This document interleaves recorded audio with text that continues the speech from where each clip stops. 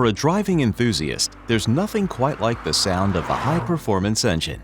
But today's noise reduction techniques mean that the one place you can't really hear it is in the cockpit of your car.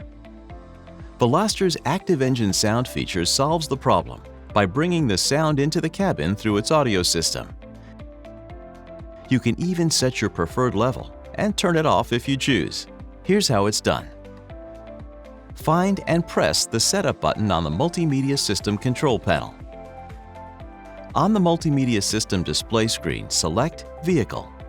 The screen shows the Active Engine Sound menu, listing 4 choices: Off, Minimized, Normal, and Enhanced. Let's set it to Off. Now let's set it for Enhanced again.